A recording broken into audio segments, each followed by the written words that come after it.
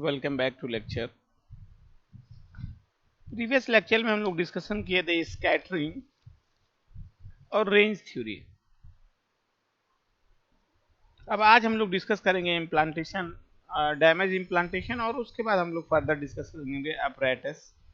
तो हम लोग प्रीवियस लेक्चर में जो डिस्कशन किए थे वो सिंपली रेंज थ्योरी की बात की थी। तो रेंज थ्योरी में बेसिकली हमने कहा था कि हम एनालिसिस करते हैं कि जो हमारे पास आयन बीम होता है, जब हम इम्प्लांटेशन करते हैं तो उस केस में जो एनर्जी लॉस होता है वो पूरा कंडीशन E0 जो उसकी इनिशियल एनर्जी होती है डोपेंट्स एटम की, और फाइनली ये रेस्ट स्टेज में आता है जीरो। उस रेंज को हम कैलकुलेट करते हैं फार्मूले के थ्रू। हमने कैलकुलेट भी किया था फार्मूला। अब आज हम लोग बात करते हैं इम्प्लांटेशन डैमेज का। तो इम्प्लांटेशन डैमेज की अगर हम बात करते हैं तो हम ये कहते हैं कि जैसे हमने कहा कि जो आयन इम्प्लांटेशन प्रोसेस है, आयन इम्प्लांटेशन प्रोसेस में हमारे पास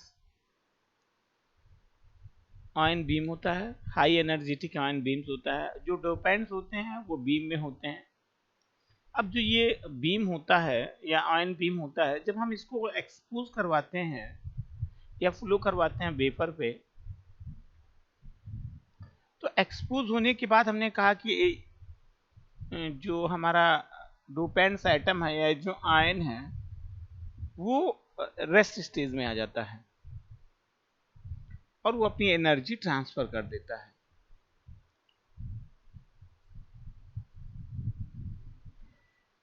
अब जब हमने कहा कि एनर्जी ट्रांसफर कर देता है, तो हमने कल प्रीवियस लेक्चर में भी ये डिस्कशन किया था कि जब हम ये कहते हैं कि ये रेस्ट स्टेज में आ रहा है, तो हमने कहा था कि एक ऐसी भी कंडीशंस होती है कि जिसमें एरर जनरेट होता है। हमने कहा कि सब्स्टिट्यूशनल एरर आता है, इंटरस्टैटिकल एरर आता है। जब जो हमारा बीम होता है उसकी एनर्जी अगर ज़्यादा होती है तो सब्स्टिट्यूशनल एरर जनरेट हो जाता है, जिसमें जो हमारा होस्ट एटम है, जैसे ये SI सबस्ट्रेट है हमारा, इसका जो होस्ट एटम है वो रिप्लेस हो जाता है।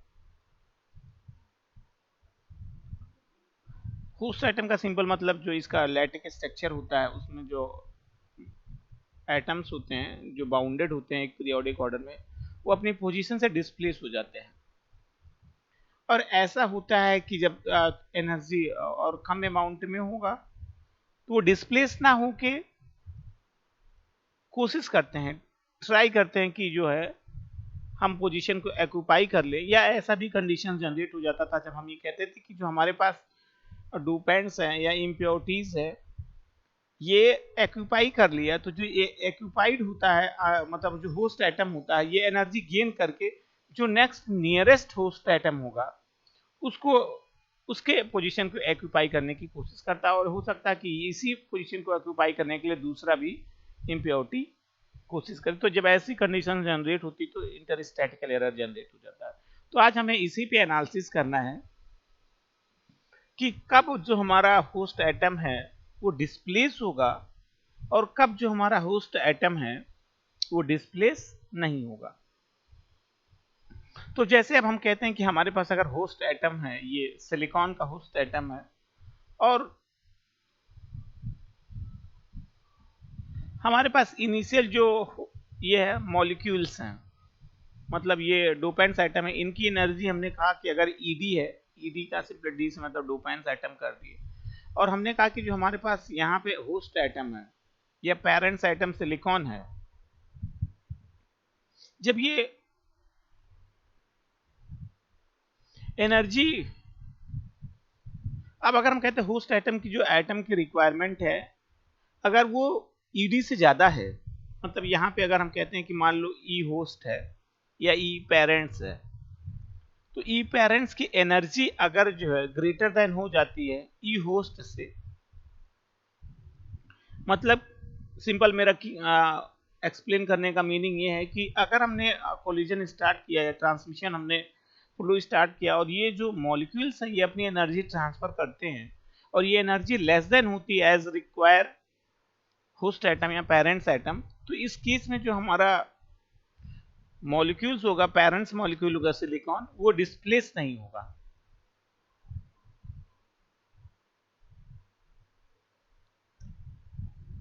अगर ये इससे ज्यादा हो जाएगा तो ये डिस्प्लेस कर देगा। तो इसी चीज को हमें इसमें डिस्कस करना है। तो अगर हम बात करें तो इसमें लिखा हुआ है during the ion implantation the energetic ions may makes many collision with the lactic atom before coming to the rest। जैसा हमने इनिशियली कहा था कि जब हम बात करते हैं हमारे पास आयन इम्प्लांटेशन में बीम होगा, बीम में एनर्जेटिक आयंस होंगे और ये आयन जब हम एक्सपोज करते हैं तो ये सरफेस पे पेनेट्रेट होंगे, फिर ये मूव करते हैं वेफर में। और वेफर में मूव होने के पहले, मतलब ये रेस्ट स्टेज में आने के पहले इनमें कोलिजन होगा, ये कोलाइड करते हैं जो पेरेंट्स एटम होते हैं और उसके बाद ये रेस्ट स्टेज में आएंगे। जब ये कोलिजन करेंगे तो ये एनर्जी अपना ट्रांसफर करेंगे। और जब एनर्जी ट्रांसफर करेंगे तो डिपेंड करता है कि जो रिक्वायरमेंट एनर्जी की है, अगर सफिशिएंट एनर्जी होगी तो हमारा एटम डिस्प्लेस होगा, अगर एज पर रिक्वायरमेंट एनर्जी लेवल मिनिमम होगा, सोर्स जो ट्रांसफर कर रहा है या डोपेंट्स एटम जो ट्रांसफर कर रहे हैं अगर लेस देन होगा तो उस केस में जो डिस्प्लेसमेंट है वो पॉसिबल नहीं है। When the sufficient energy is transferred to the lattice, many of its atoms are displaced। अब हमने कहा कि जब हमने फ्लो करवा दिया, जब जो एनर्जी होगी वो मैक्सिमम होगी तो उस केस में क्या होगा कि चांसेस होता है कि जो हमारे पास होस्ट एटम है या पेरेंट्स एटम सिलिकॉन का है वो अपनी पोजीशन से डिस्प्लेस हो जाए या अपना पोजीशन वो छोड़ दे, क्योंकि वो पोजीशन ऑक्यूपाई हो जाएगा डोपेंट्स के द्वारा।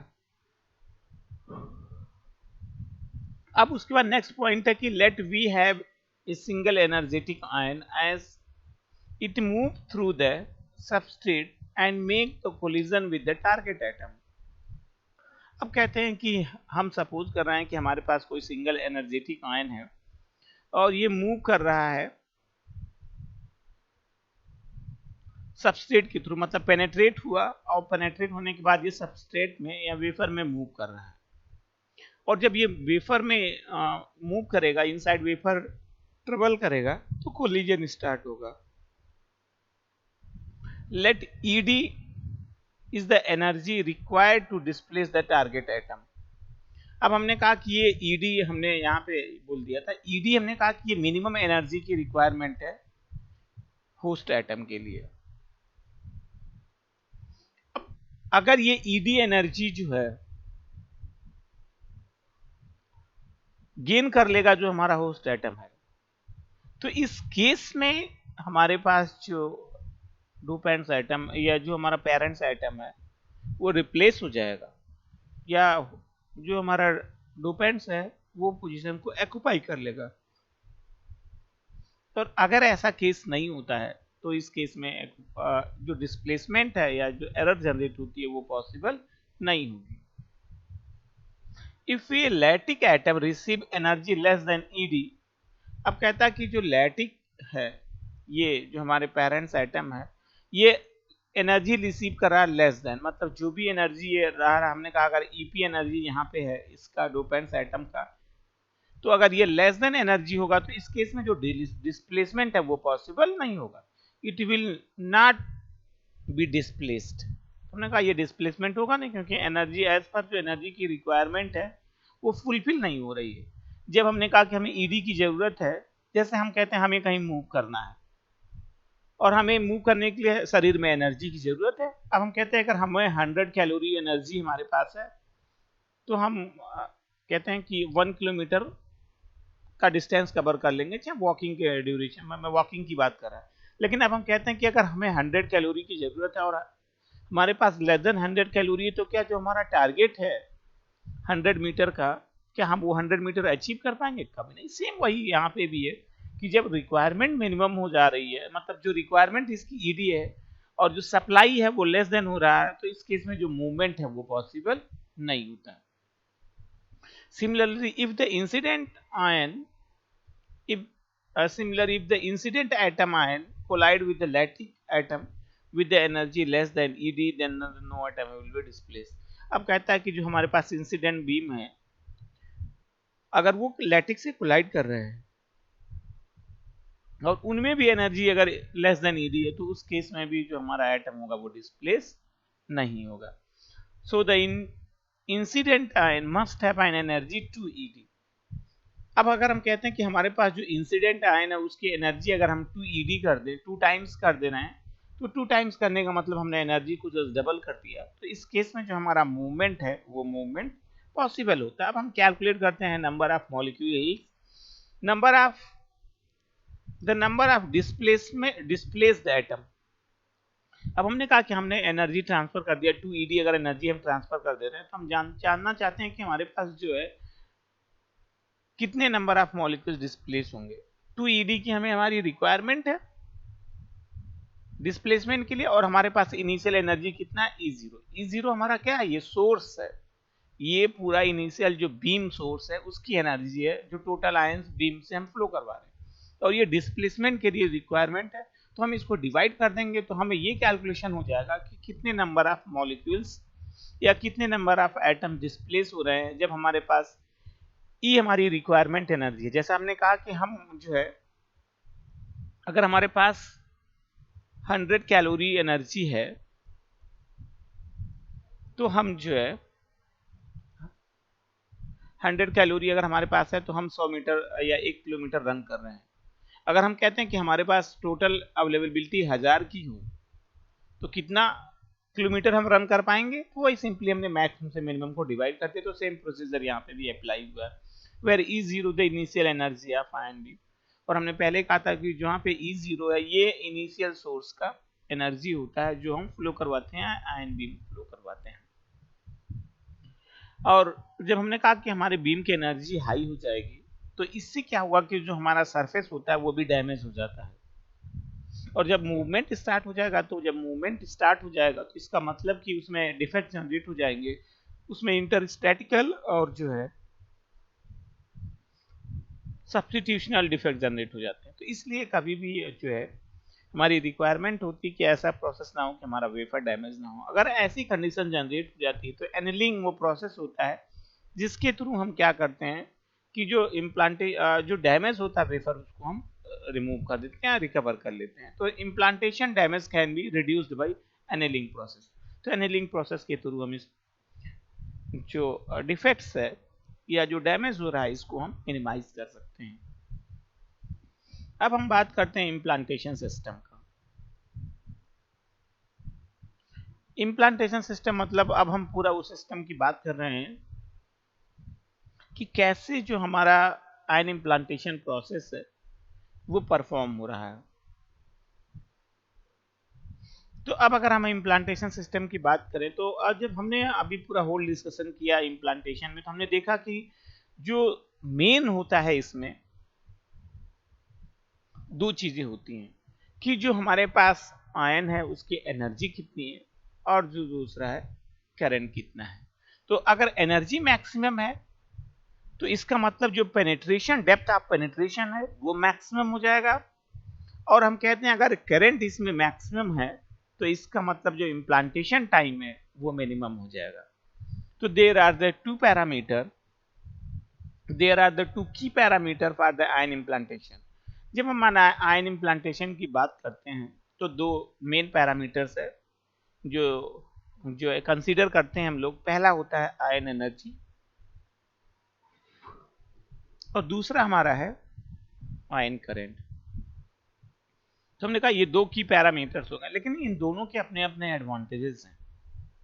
जब हम ये कहते हैं कि हमारे पास आयन एनर्जी की हम बात कर रहे हैं तो आयन एनर्जी का सिंपल मतलब ये हो गया इस केस में एनर्जी अगर मैक्सिमम है तो इसका मतलब जो फ्लो होगा वो तेजी से फ्लो करेगा, और जब तेजी से फ्लो करने का मतलब जो सरफेस है उस पर हाईली या हाई स्पीड से स्ट्राइक करेगा, और जब स्ट्राइक तेजी से करेगा ऐसे तो इसका मतलब इसका जो डेप्थ ऑफ पेनिट्रेशन है, इसके इंसर्शन है, डेप्थ ऑफ इंसर्शन है वो मैक्सिमम होगा।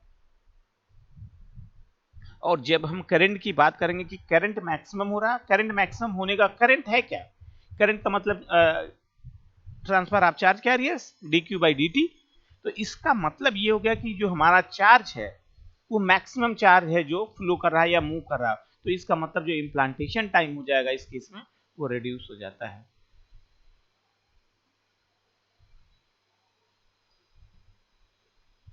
नेक्स्ट पॉइंट पे लिखा the basic feature of ion implant system are ion source and acceleration of high energy.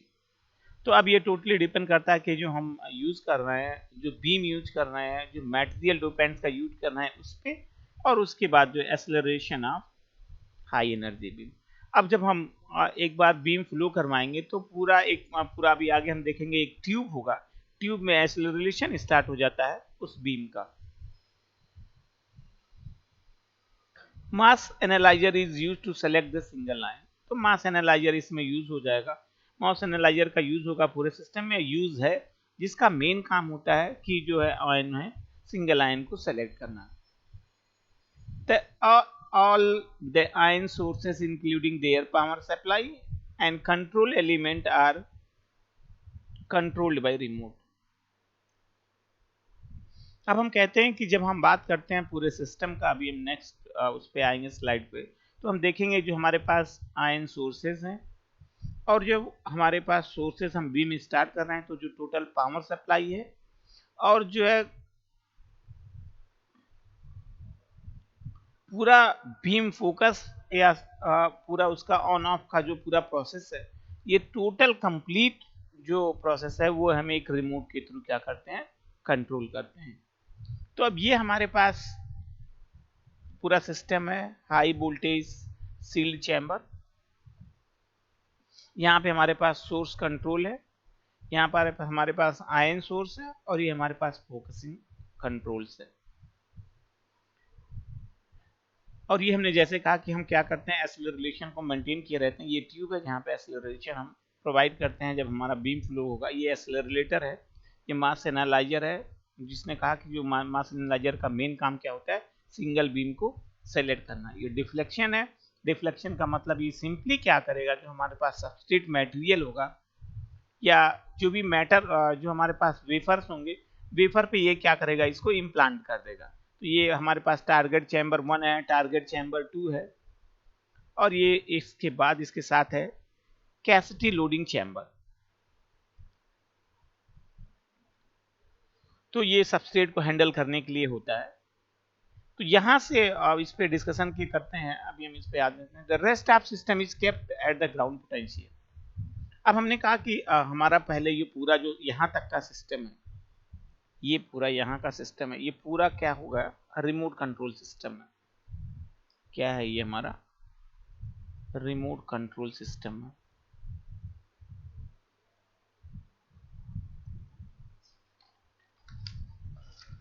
यहाँ पे हमारे पास सोर्स कंट्रोल होगा, मतलब जो बीम हमारे पास है उसको कंट्रोल करते हैं। और ये आयन सोर्सेस मतलब ये इनिशियल डोपेंट्स एटम होंगे। और ये फोकसिंग कंट्रोल होगा, मतलब यहाँ पे जब हम बीम को स्टार्ट करेंगे फ्लो करवाना एनर्जी देके, तो ये पूरा जो बीम फ्लो करेगी उसको फोकस करेगा। फोकसिंग कंट्रोल का मतलब जो उसका एक्सपोज है, एक्सपोज डायरेक्शन है, वो इसको कंट्रोल किए रहता है। और ये यहाँ पे पूरा जो यहाँ के बाद का जो पूरा प्रोसेस होता है, ये जो एक्सेलरेटर है जो पूरा एक्सेलरेशन प्रोवाइड करता है, ये इसके बाद जो पूरा सिस्टम होगा ये ग्राउंडेड सिस्टम होता है। यहाँ पे लिखा भी grounded. The rest of the system is kept the ground potential. The separate valve and pump are provided in order to maintain the system. तो इसके लिए हम अलग से जो है ये वाल्व और पंप से कनेक्टेड होंगे, जिससे हम जो है पूरा सिस्टम एक्सेलरेशन प्रोवाइड करते हैं under the high vacuum condition at the all time.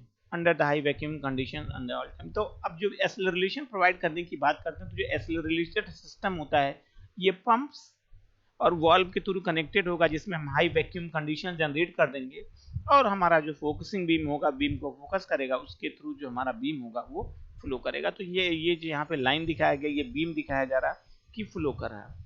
अब यहाँ तक का जो प्रोसेस है ये ग्राउंड है। और इसके बाद जो मास एनालाइजर पे आएगा, मास एनालाइजर सिंपली क्या करेगा, बीम को सेलेक्ट कर लेगा और 1 बाई 1 बीम को सेलेक्ट करेगा, डिफ्लेक्शन को देगा। डिफ्लेक्शन क्या करेगा, यहाँ से जो बीम मास एनालाइजर के थ्रू सेलेक्ट होगा, ये हमारे पास ये टारगेट चैम्बर का सिंपल मतलब यहाँ पे सैंपल्स का होगा या वेफर से है, ये वेफर पे फ्लो करवा देगा।